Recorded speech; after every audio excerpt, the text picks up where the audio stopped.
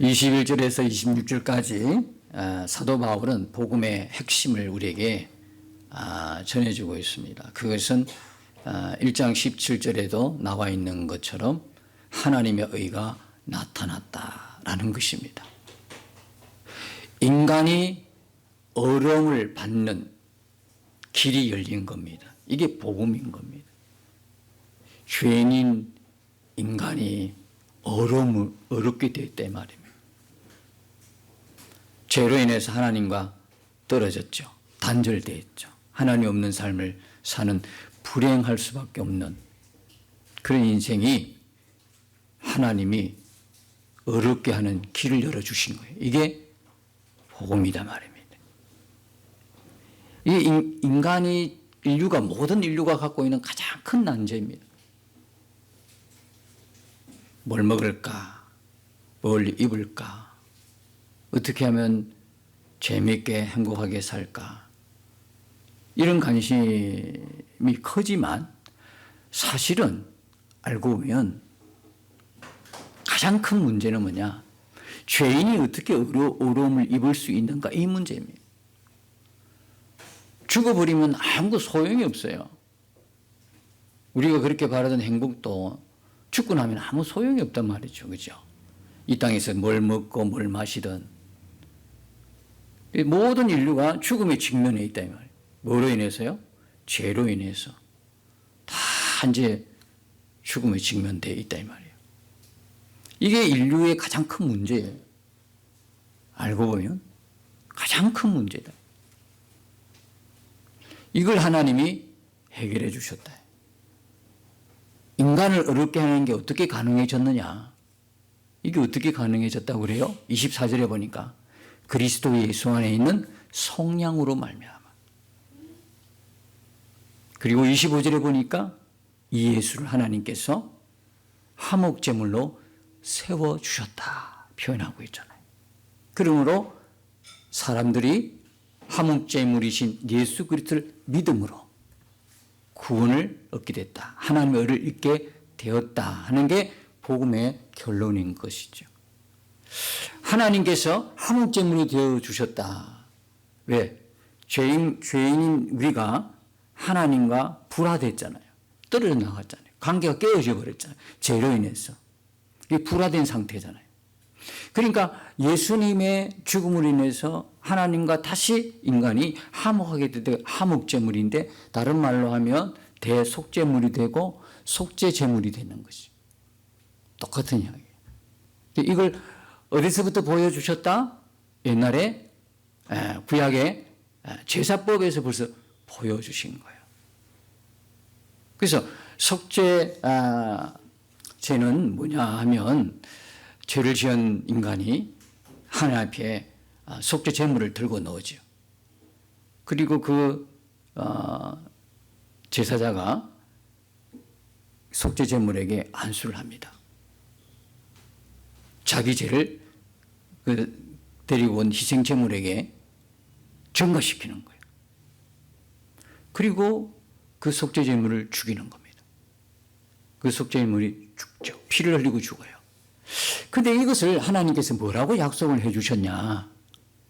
속죄 제물이 피를 흘리고 죽는 것을 그 제사자가 죽는 것으로 동일시해 주셨다 이 말입니다.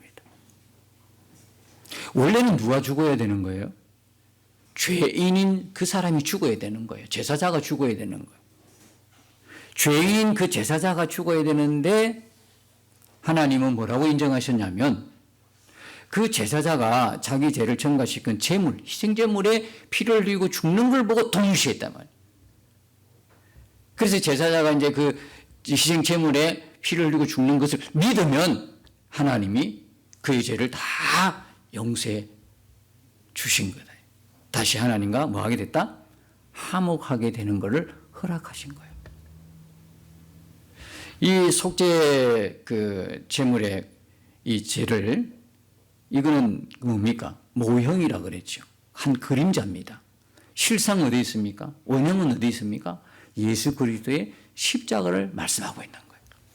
구약에서 그 제사를 왜 보여주셨냐? 십자가의 예수 그리스도의 십자가를, 예수님의 십자가를 보여주시기 위한 거예요. 예수님이 우리의 영원한 속죄제물이 되어주셔가지고 십자가에서 죽으셨어요. 예수님이 죽으셨다는 이야기는 무슨 이야기입니까? 예수님이 죽으셨다는 이야기는 속죄제물과 똑같은 상황인 거예요.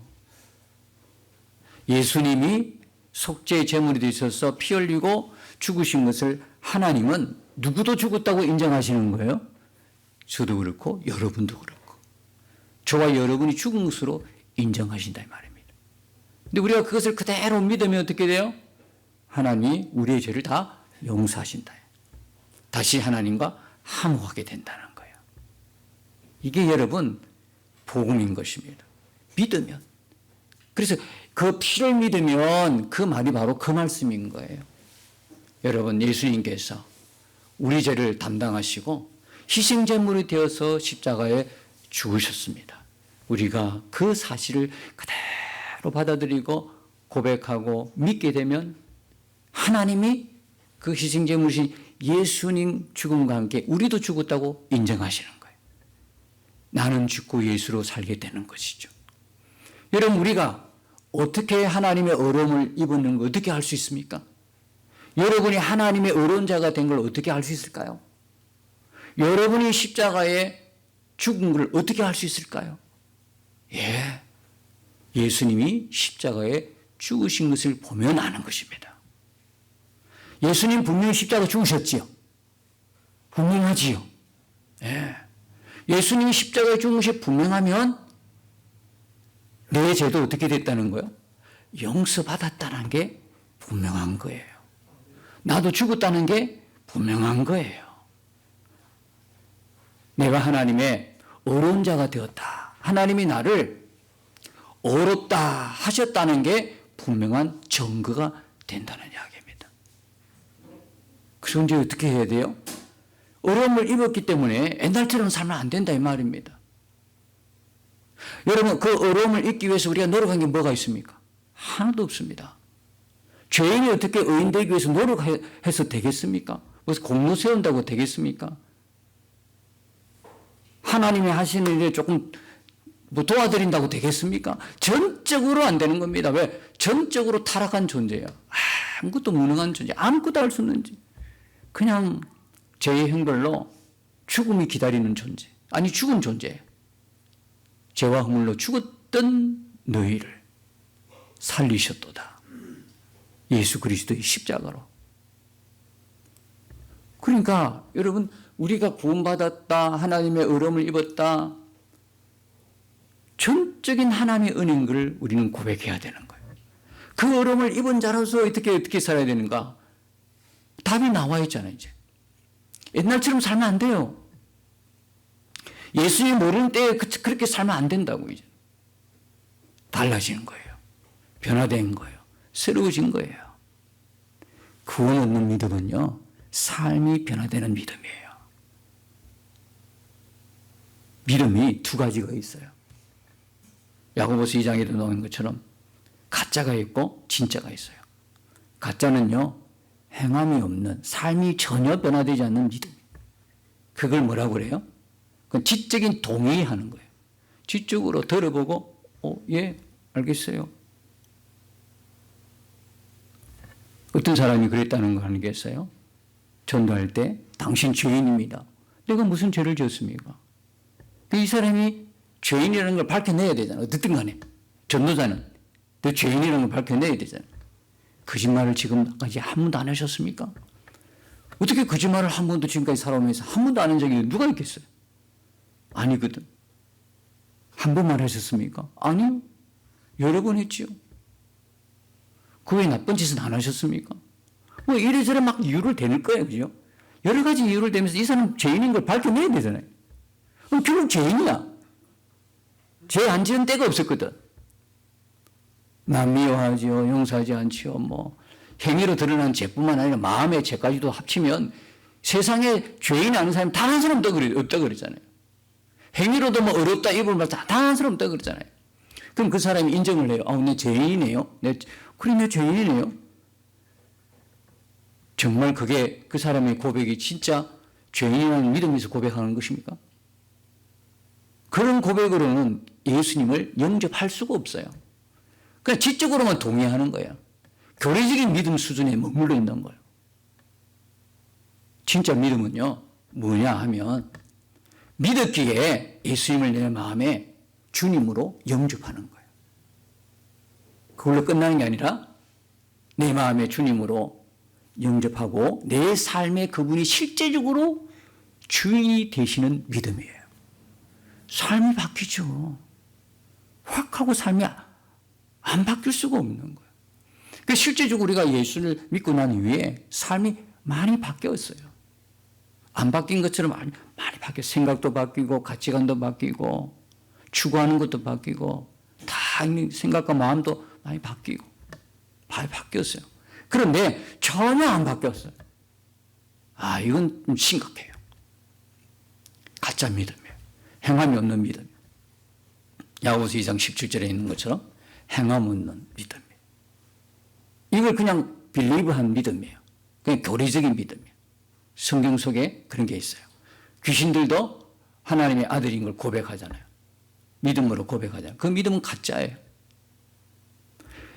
믿음은요, 믿는 사람과 믿는 대상자 관계가 포함된 걸 말해요. 믿는 자와 믿음의 대상과의 사랑의 관계가 맺어지는 걸 믿음이란 말이에요. 진짜 믿음. 그러니까 뭐가 바뀌어요? 삶이 바뀌는 거예요. 삶이 변화가 되는 거예요. 자, 이렇게 우리로 하여금 이제 예수 그리스도를 통하여 우리에게 어렵다 하는 것은 오직 뭐다? 오직 율법의 행위가 아닌 오직 믿음으로 받는 은혜다. 이게 지금까지 21절에서 32절까지 믿음이란 말이 9번이나 등장하는 거예요. 믿음으로 말미암아. 믿음으로 말미암아. 오늘 읽었던 28절에도 보면 그러므로 사람이 어렵다 하심을 얻는 것은 율법의 행위에 있지 않고 믿음으로 되는 줄 우리가 인정하노라 그러잖아요. 믿음으로, 오직 믿음으로만. 갈라디아서 2장 16절에도 이런 말씀이 있어요. 사람이 어렵게 되는 것은 율법의 행위로 말미암이 아니요 오직 예수 그리스도를 믿음으로 말미암은 줄 알므로. 믿음입니다. 속죄의 십자가 보험을 듣고 주 예수님을 믿으면 하나님의 의를 입어요. 22절에 보면 그 말씀이 나오죠. 22절에 보니까 곧 예수 그리스도를 믿음으로 말미암아 모든 믿는 자들에게 미치는 하나님의 의인이 차별이 없다. 누구든지 믿음으로 구원받게 하셨어요. 30절에 보니까 할례받은 유대인도 할례받지 않은 사람들도 다 마찬가지예요. 할례자도 믿음으로 말미암아 또한 무할례자도 믿음으로 말미암아 어렵다 하실 하나님은 한 분이시니라. 어렵다 하실 분이 한 분 하나님 때문에 구원의 방법도 똑같은 거예요. 이방인도 유대인도 구약성도 신약성도 할례받은 자 할례 안 받은 자 다 똑같은 방법으로 하나님이 우리를 구원하신단 말이에요.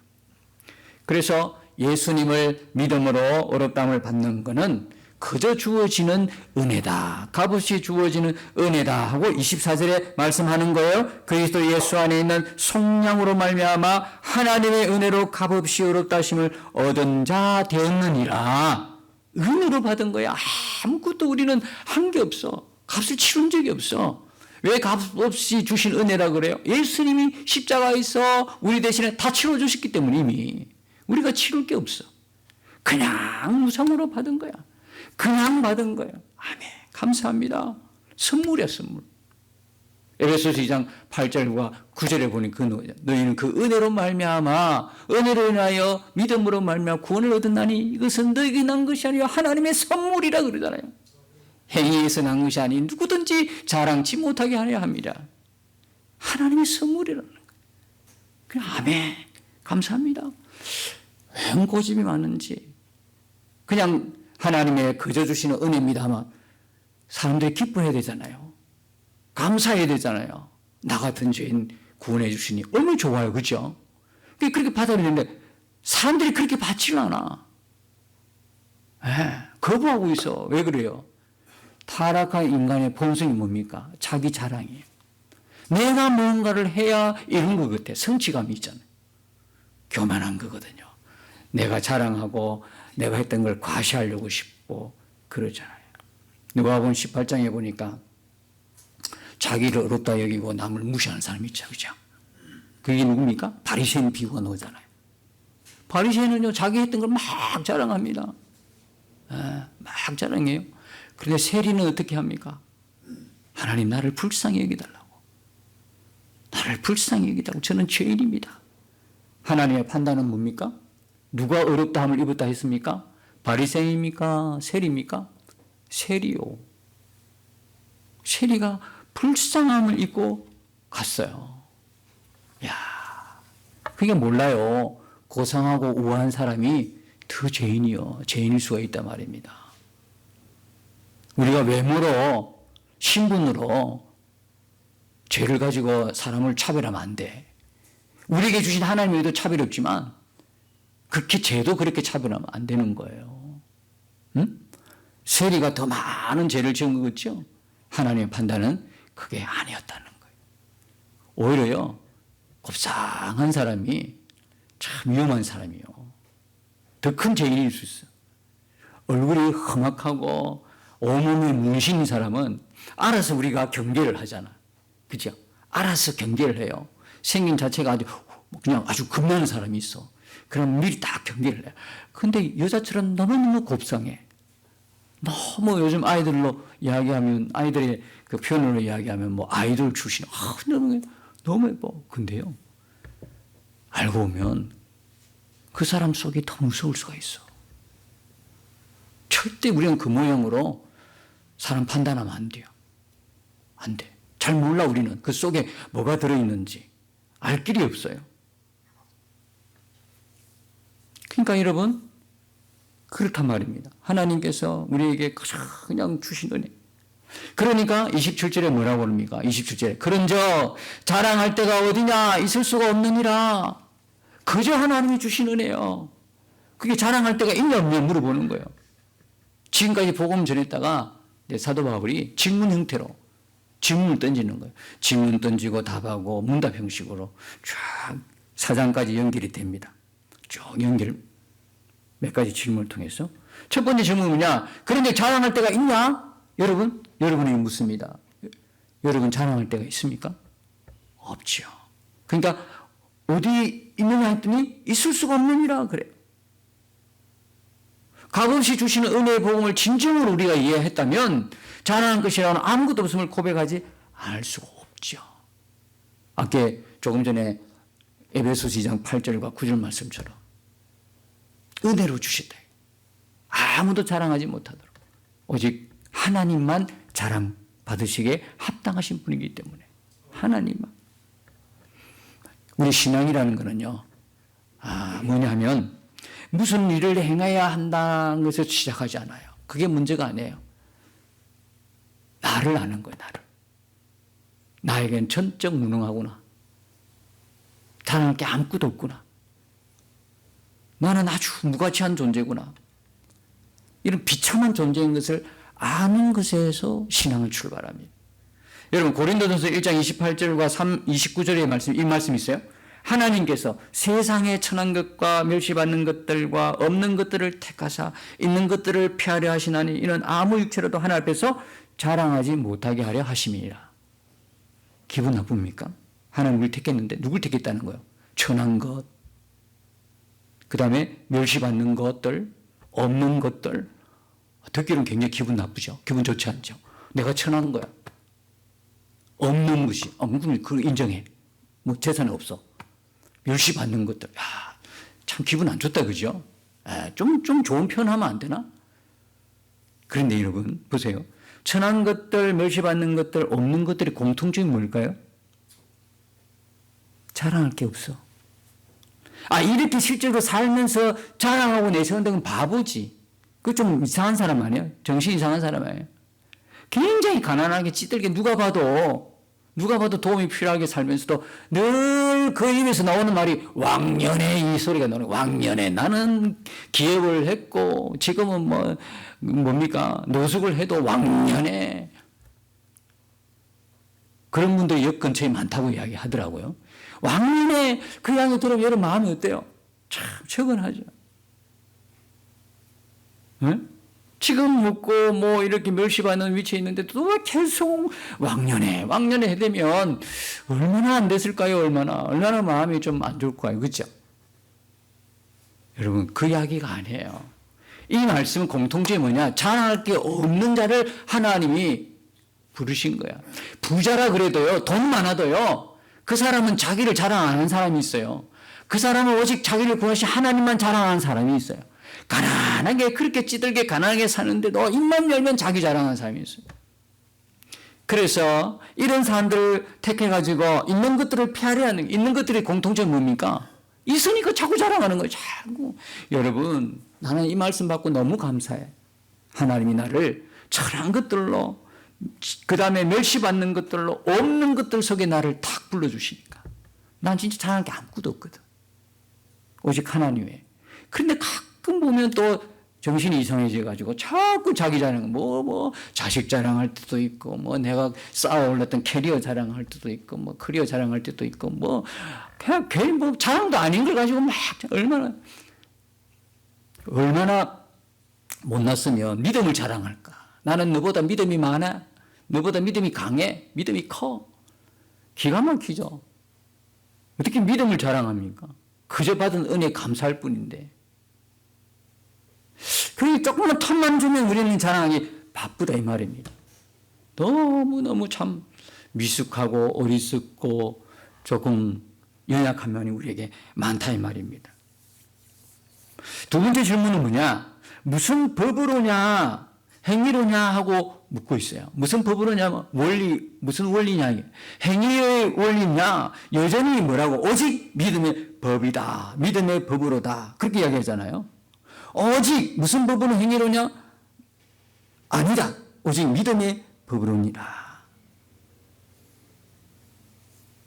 하나님께서 주신 우리에게 하나님의 의는 우리가 뭘 보탤 게 하나도 없어. 보충할 게 하나도 없고요. 내가 공로를 쌓을 이유도 하나 없고 그냥 조금 전에 말씀드린 감사합니다 하고 받으면 되는 거예요. 바울이 왜 자꾸 믿음의 법을 믿음으로 강조하지 않습니까? 바울 당시에 믿어도 할례를 받아야 된다고 하는 사람이 있었어요. 할례를 다 이뤘다는 복음 위에다가 할례를 보태야 구원을 얻는다고 주장하는 사람들이 많았기 때문에 오직 믿음. 왜? 갈라디아서 6장 13절에 보니까 너희로 할례 받게 하려는 것은 너희의 육체로 자랑하게 함이라. 할례 받은 것. 그걸 또 자랑하려고. 하도 바울 시대에 그런 사람이 많으니까 바울이 아예 오직 믿음으로. 우리 지난번 다니엘 기도회 할 때 18일차에 그 안소영 전도사 나와가지고 그 뭡니까? 신천지 이야기 했죠. 신천지 이야기. 그 전도사가 그랬다 그랬잖아요. 이 본문의 말씀 가지고, 그죠? 오직 믿음으로만 어렵다함을 입는데 이 본문에 깨어진 거잖아요. 요즘 신천지는 접근할 때 우리가 신천지건 딴소리 하는 거 같죠? 아니요. 복음 그대로 이야기합니다. 그리고 마음을 뺏어가 버리는 거예요. 신천지가 우리 생각에 다른 이야기 할 줄 알았더니 아니네. 기존 교회에서 늘 하던 이야기 하네. 맞네. 그리고 현혹시키가 데려가고 난 뒤부터 교회를 받게 하고 그걸 받게 해서 나중에 어떻게 나간다고 그래요? 그 사람이 직접 일러주죠? 어떻게 해요? 뭐라고 이야기하냐? 구원 쉽게 얻을 생각하지 말아라는 거예요. 구원 얻은 거 쉽게 생각하지 말고 하나님 앞에서 인정받으려고 칭찬받으려고 노력해야 된다는 거예요. 그때부터 뭐요? 성령 구주도 많이 알아야 되고 계시록 실상도 알아야 되고 또 많은 사람들을 포섭해야 되고. 여러분 구원은요 가장 쉬운 게 구원입니다. 가장 쉬운 게 하나님이 거저 줬잖아요. 거저 주신 거라니까. 거저 주신 게 가장 쉬운 거라고. 그런데 뭘 구원은 쉽게 얻을 생각을 말고. 이게 이단이란 말입니다. 처음엔 비슷하게 현혹시켜놓고 나중에 가서 발톱을 드러내는 거예요. 많은 사람 포섭해야 돼. 성경 구절을 달달달 외워야 돼. 계시록 실상을 많이 알아야 돼. 그런 식으로 끌고 가는 거예요. 이 전도사가 이 로마서 3장 2구절 믿음으로 어렵다 믿는 거. 거기다가 깨어진 거예요. 돌아왔다 이 말입니다. 사도의 세 번째 질문은 29절이죠. 하나님은 다만 유대인의 하나님이시냐 또한 이방인의 하나님이 아니시냐? 진실 이방인의 하나님도 되시느니라. 30절에 할례자도 믿음으로 말미암아 또한 무할례자도 믿음으로 말미암아 어렵다 하시면 하나님은 한 분이시니라. 이방인 유대인 구분 없어요. 구분해. 할례자 무할례자 구분 없어요. 하나님이 은혜로 오직 믿음으로 우리가 그걸 믿음으로 구원하신다는 이야기죠. 사도의 네 번째 질문은 뭡니까? 31절입니다. 그런즉 우리가 믿음으로 말미암아 율법을 파괴하느냐? 그럴 수 없느니라. 도리어 율법을 굳게 세우느니라. 믿음으로 구원받았다는 거야. 믿음으로 어렵다는 입으면 다냐? 그럼 율법을 무시하느냐? 율법을 파괴하느냐? 이런 이야기입니다. 왜? 율법은 뭐를 지적합니까? 죄를 지적하죠. 죄를 지적하면 반드시 대가를 받아야 되거든요. 죄가 있으면 법에서 뭡니까? 죄에 접촉이 되면 이 죄에 대해서 뭐가 내리죠? 심판이 내리셔야 되는 거거든요.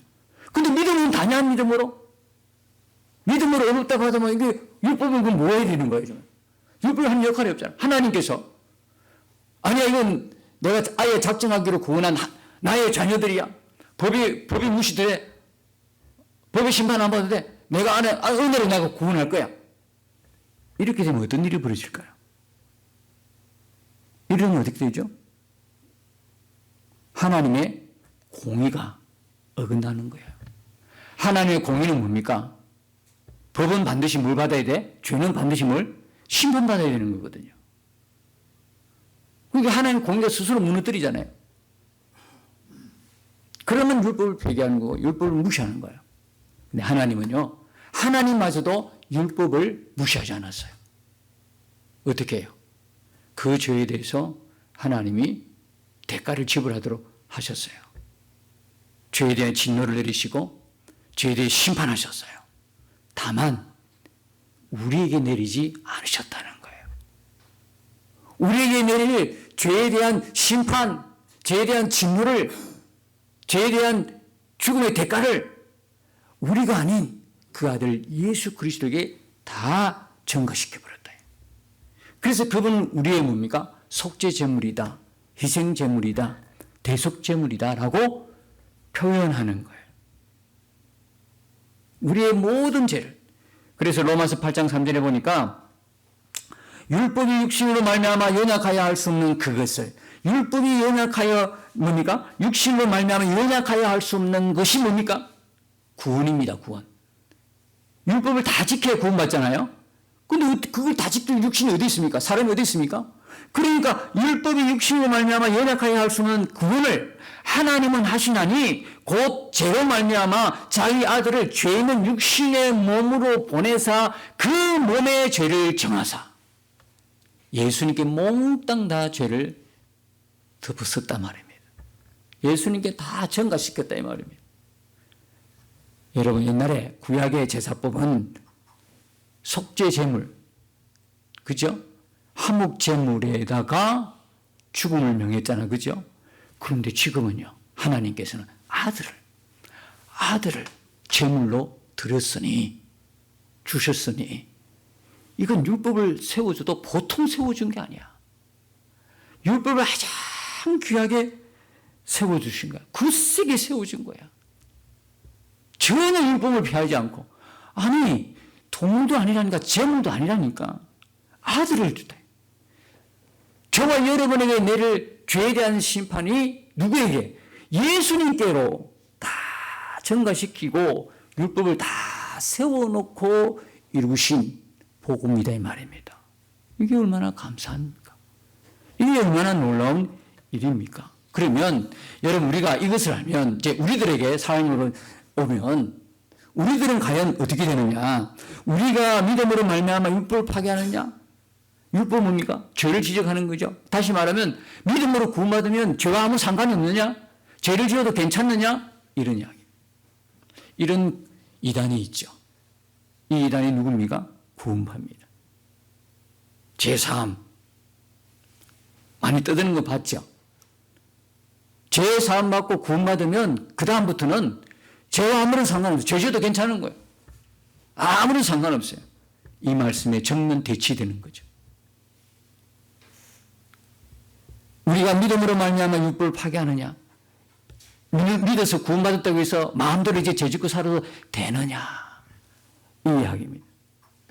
여러분 어떻게 생각하십니까? 우리가 받은 그저 받은 하나님의 은혜, 믿음으로 받는 하나님의 의를 진짜 믿는다면 그때부터 어떻게 됩니까? 우리가 이런 식으로 내가 받아야 할 그 진노, 내가 받아야 할 죄에 대한 심판을 예수님 희생제물 삼으셔서 대속제물을 삼으셔서 그분이 모든 내 죄를 다 그냥 덮어쓰고 그분이 다 심판받으시고 죽고 난 이후에 내가 진짜 그걸 믿는다면 나도 죽었음을 믿는 게 당연한 거죠. 나도 죄에 대해서 죽은 거거든.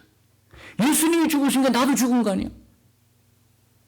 이젠 다시 죄의 종에 끌려다닐 이유가 하나도 없는 거예요. 복음을 안 믿는다는 거예요. 진짜 예수님이 나 대신에 죽었다는 걸 진짜 믿으면 내가 죄지어라도 죄 짓겠어요?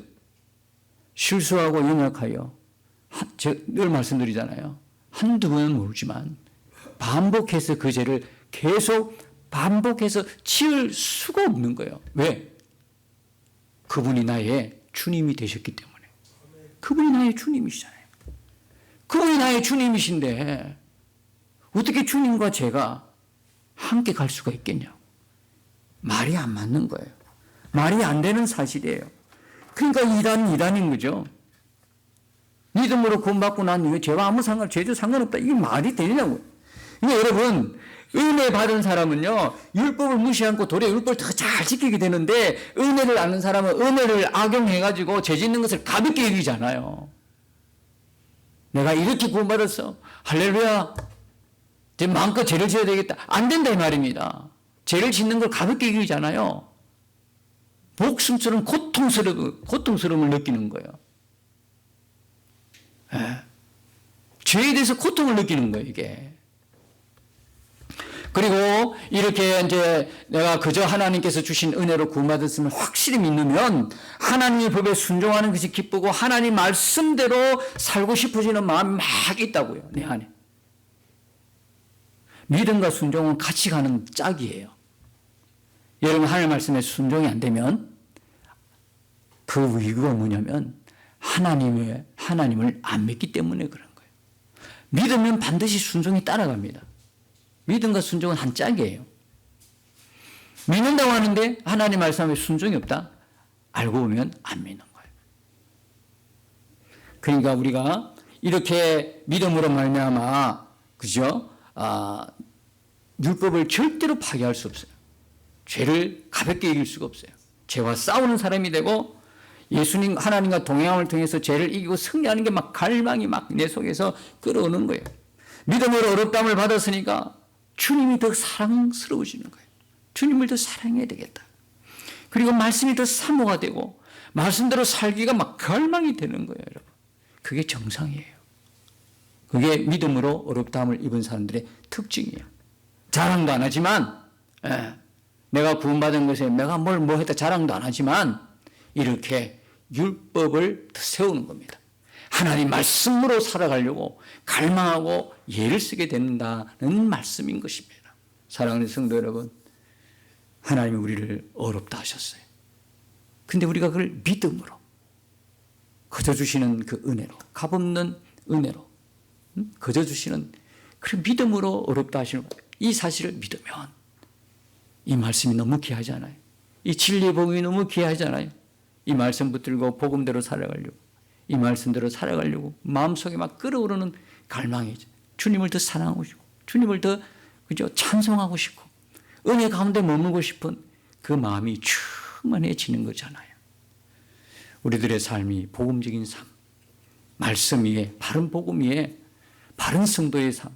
그래서 이 한 주간이 우리가 이렇게 우리 속에 주신 그 은혜에 붙들고 믿음으로 승리할 뿐만 아니라 하나님을 더 가까이, 말씀을 더 가까이 주님을 찬송하면서 기쁨으로 구원받은 감격과 기쁨으로 살아가는 저와 여러분 되시기를 예수님 이름으로 축복합니다.